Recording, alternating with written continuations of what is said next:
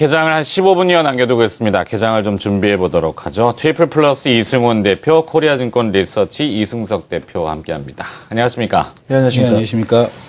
자, 어제 눈으로 확인했습니다. 코스피 개장 첫날, 새해 첫 거래일 44포인트. 어감이 또 좋지는 않네요. 2000포인트는 계속 안착을 못하고 있고요. 자, 어떤 지인이 이런 얘기를 하더군요. 거보십시오. 시장이 좀 조심하라고 하지 않았습니까? 그래서 제가 속으로, 그럼 어쩌라고. 이렇게 했죠. 그거 맞췄다고 이렇게 좋은 일도 아니고, 그죠? 옛날에 한일전 월드컵 하는데 일본 승리에다가 걸어놓고 승부는 냉정한 겁니다. 이게 일본이 승리하면 그게 좋겠습니까? 그죠? 기분 이렇게 표현하자면 주관적으로 사실 그런데요. 이승석 대표님. 네. 현실은 현실이고 사실 44포인트 하락했다고 환율 쇼크, 세상이 망할 것처럼 이렇게 뼈들 필요는 없는 것 같아요. 극단적으로 할 필요도 없는 것 같고. 현실은 현실 아니겠습니까?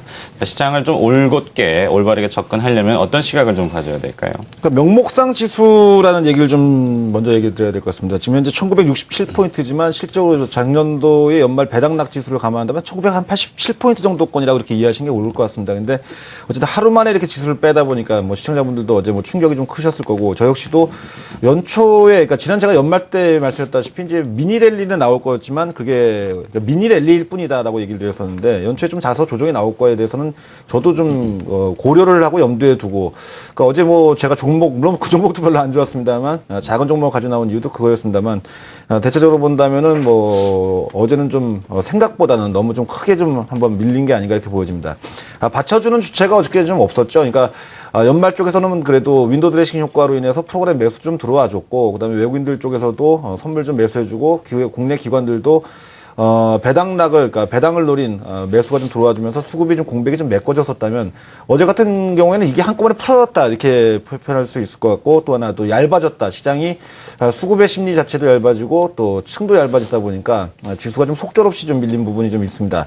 하지만 좀 지나치다라고 이렇게 표현하는 게 우선 옳을 것 같습니다. 일단 시장이 있는 그대로를 받아들일 수뿐이 없는 게 저희 투자자들의 입장입니다만, 전일의 하락폭은 좀 일단 좀 심했다라고 표현하는 게 옳을 것 같습니다. 네. 우선적으로 지금 현재 중요한 거는 이런 부분인 것 같습니다. 과연 이제 어제 하락에 나타났던 그 시그널 자체가 우리가 이걸 가지고서 추가적인 지수 조정 후에 시그널로 해석을 해야 되는지, 아니면 연초에 한번 흔들어 놓고 말 그대로 쉽게 속설로 표현하자면 흔들어 놓고 다시 올리려고 하는 건지, 이런 부분에 대해서 어떤 시그널로 해석하는지 여부가 더 중요할 거라고 이렇게 생각합니다. 어제 벌어진 일이야 이미 벌어진 것 같고, 일단 환율 요인부터 좀 점검해 본다면은 전일 엔화 가치의 약세, 그러니까 원인 환율 동향이 100엔당 1,000원이 붕괴되면서 이제 환율 요인으로 인한 국내 수출 기업들의 실적 부담 내지는 경쟁력 약화가 1차적인 원인이었다면, 오늘 아침 쪽에서는 오히려 지금 현재 엔화가 강세를 나타나면서 1,000원대를 현재 지키면서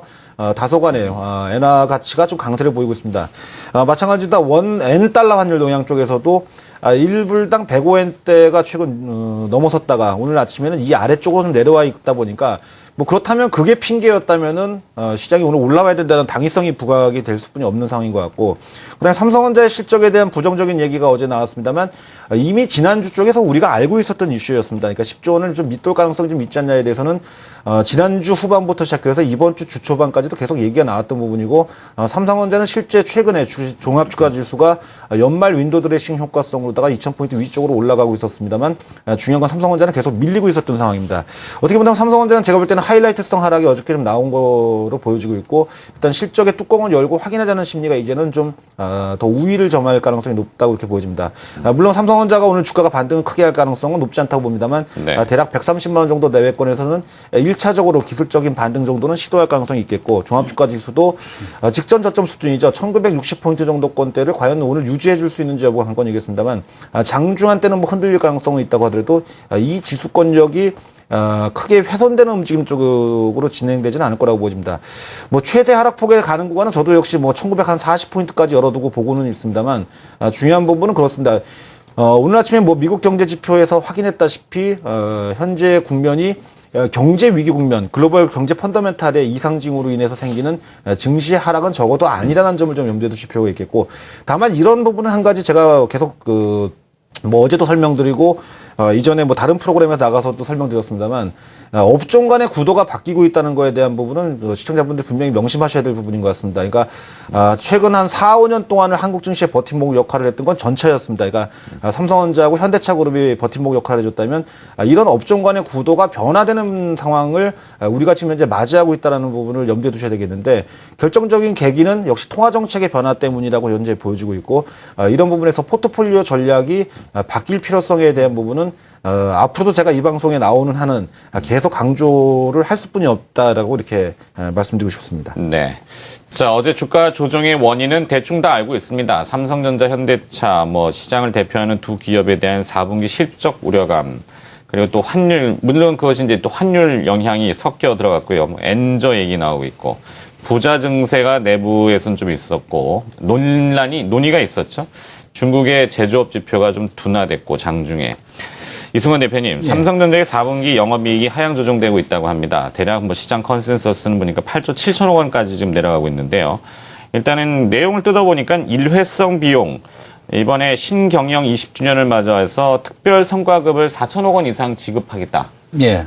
그 직원들이 성과급 받으면은 일부 내수에 또 도움이 되는 것이고, 물론 주주 입장에서의 어떤 이런 혜택도 조금, 배당도 좀 늘릴 것이고, 정상적인 그 과정 아니겠습니까? 이걸 왜 이렇게 과도하게 조금 꺾어가지고 해서 그 일회성 비용을 감안한다고 하더라도 이제 시장의 컨센서스가 약 이제 10조 원대 이상, 10조 5천억대 이상 정도를 바라보고 있었습니다. 근데 이제 일회성 비용을 감안한다고 하더라도 약 9조 원대 내외에 대한 쪽이기 때문에 여전히 삼성전자 갤럭시 S4에 대한 그런 그 판매 둔화에 대한 두려움 이런 것들이 좀 존재하고 있는데 단순하게 갤럭시 S4의 부진이라면은 문제될 것은 아니겠습니다만은 이 프리미엄 폰 시장에서 더 이상 이제 고가 전략이 통하지 않는다라는데 삼성전자에 대한 어떤 그 앞으로의 실적에 대한 전망을 조금은 어둡게 하는 이제 그런 흐름이다라는 말씀을 드리고 싶습니다.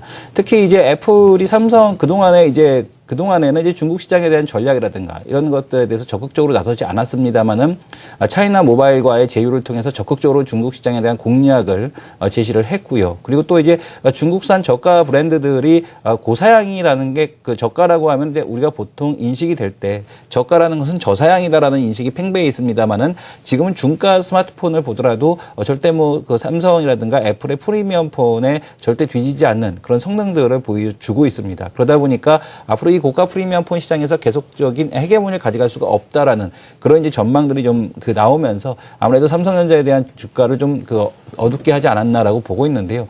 핵심적인 것은 바로 이거라고 보고 있습니다. 갤럭시 S5에서 이제 과연 시장을 선도할 만한 기술을 삼성전자가 내세울 것이냐, 내세울 수 있느냐, 없느냐에 대한 쪽이 관건일 텐데 갤럭시 S5에서 무선 충전 기술이라도 먼저 선도적으로 내놓는다라면 아무래도 그 프리미엄 폰 전략에 대한 쪽은 여전히 유효하게 될 것이고요. 만약 어떤 그런 별다른 그 성능에 대한 약간의 개선 그리고 어떤 그 기술을 선도하는 혁신적인 내용이 들어가 있지 않다라면 아무래도 프리미엄 폰 전략에는 아무래도 좀 그 빨간불이 걸릴 가능성에 대한 쪽이 좀 높다라고 보셔야 될 것 같습니다. 네.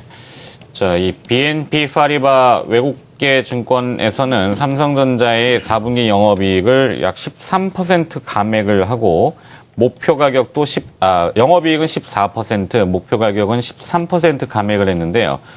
목표 주가를 230만 원에서 200만 원으로 하향 조정. 200만 원을 간 적이 없는데, 그죠? 갔다가 와야지 뭘 하향 조정할 텐데. 네. 자, 일단 외국인 투자자들이 어제 순매도를 보였습니다. 3천억 원 팔았는데 그중에 2천억 원이 삼성전자에 집중이 됐고요.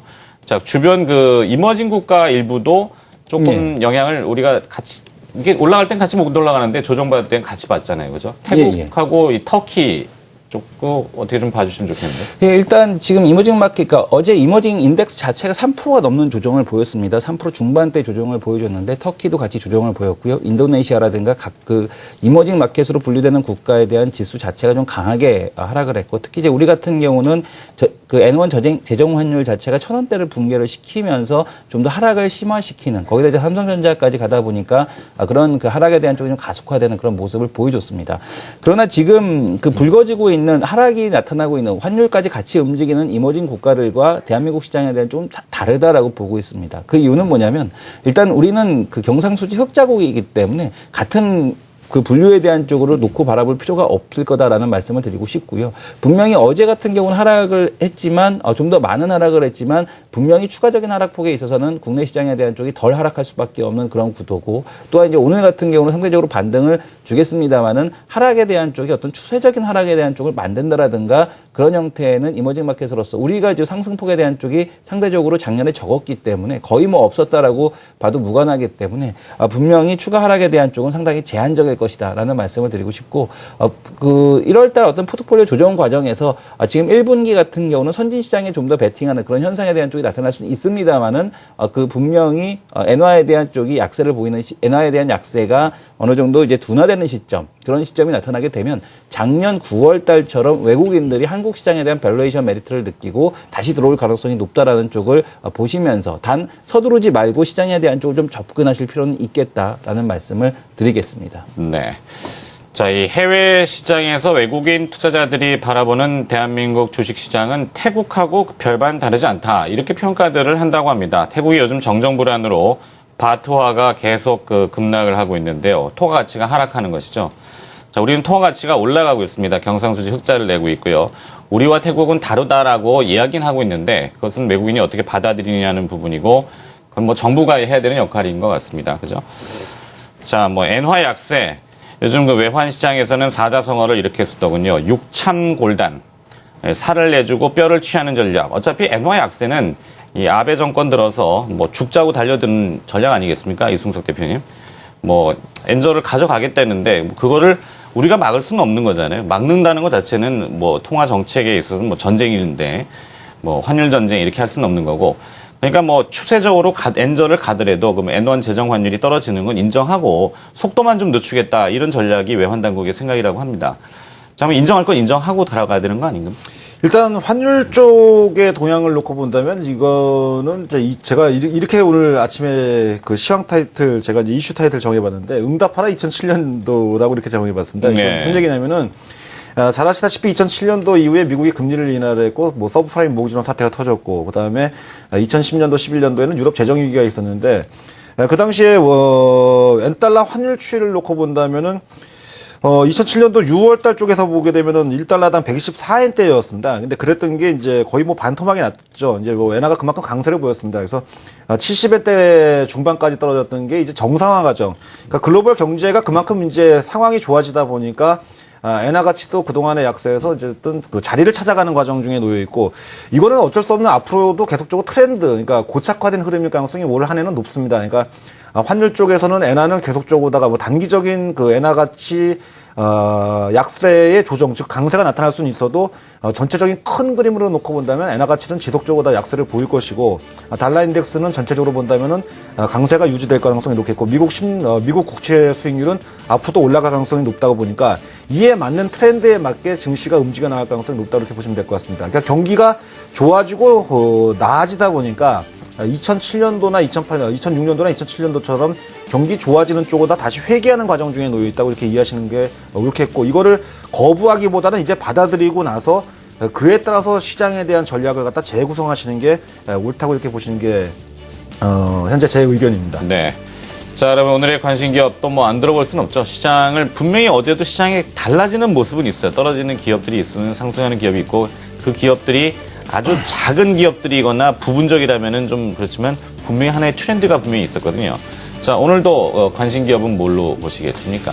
일단 수출주 쪽에서 뭐 가장 관심 있게 보는 쪽은 역시 IT 쪽에서는 하이닉스푼이 없습니다. 지금 현재 하이닉스푼이 없는데 오늘 지난번에 한번 언급이 되었던 종목이다 보니까 오늘은 이 종목보다는 역시 환율 쪽 요인에 좀 자유로울 수 있는 쪽을 우리가 좀 찾아볼 필요가 있겠다고 생각됩니다. 그래서 금융 관심 종목은 이런 면에서 본다면은 강원랜드 같은 좀 전통적인 내수 관련주 또 환율 쪽에서 수출입이 없는 그냥 단순한 내수주죠. 그러니까 이런 쪽 종목에 대해서 단기적인 관심이 좀 필요한 게 아닌가 이렇게 보여져가지고 강원랜드를 오늘 관심 종목으로 선정해봤습니다. 네. 이승원 대표는 뭡니까? 예, 오늘 OCI를 관심 종목으로 제시를 해드리겠는데요. 폴리실리콘 가격에 대한 쪽도 물론 중요하겠습니다만 이제 OCI 같은 경우는 발전소 사업에 좀 더 적극적으로 진출하고 있습니다. 미국의 샌 안토니오 그다 발전소에 대한 건립과 함께 더불어서 새로운 이제 매출에 대한 쪽이 붙을 텐데 장기적으로 국내 발전소 매출에 대한 쪽에 대한 기대감 이것이 OCI에 대한 장기 성장 모멘텀이다라는 말씀을 드리겠습니다. 네. 자, 이제 개장이 10초로 다가왔습니다.